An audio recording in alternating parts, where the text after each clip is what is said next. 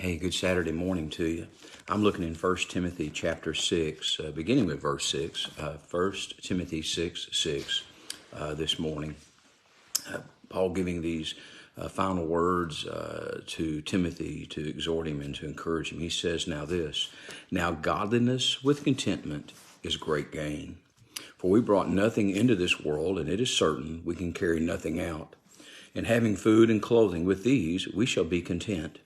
But those who desire to be rich fall into temptation and a snare, and into many foolish and harmful lusts, which drown men in destruction and perdition. For the love of money is a root of all kinds of evil, for which some have strayed from the faith in their greediness, and pierced themselves through with many sorrows.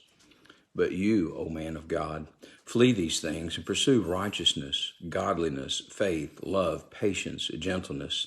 Fight the good fight of faith. Lay hold on eternal life, to which you were also called and have confessed the good confession in the presence of many witnesses. It sounds like Paul's given Timothy some good advice that would be good for you and I to listen to. Godliness with contentment is great gain. Are you satisfied with Jesus? Are you satisfied this day? Are you content? Realizing that you brought nothing into the world and you can carry nothing out. That's such a key for us to understand. We need enough to live on, but we need to trust the one who gives us life even for that. Having food and clothing, be content. I know it's Saturday and I'm sharing this after Black Friday where people just mob the places buying and everything. That we need to be satisfied with our food and clothing. We need to be content. That is godliness with contentment being the great gain.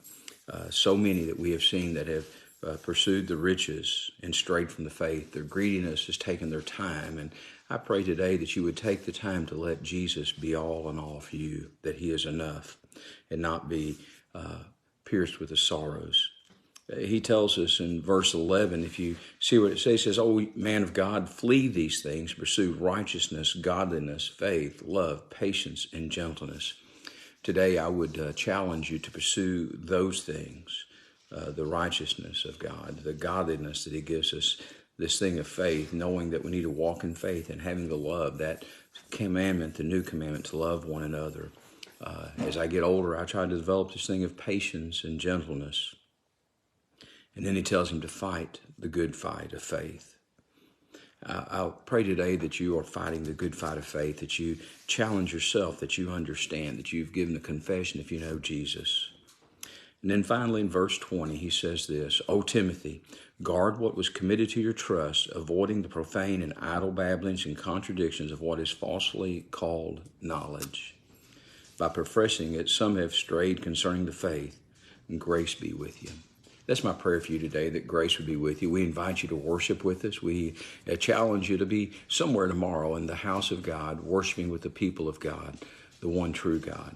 And so know that you're loved. Noah's always at west for you. We're here for you. You have a great day, and God bless.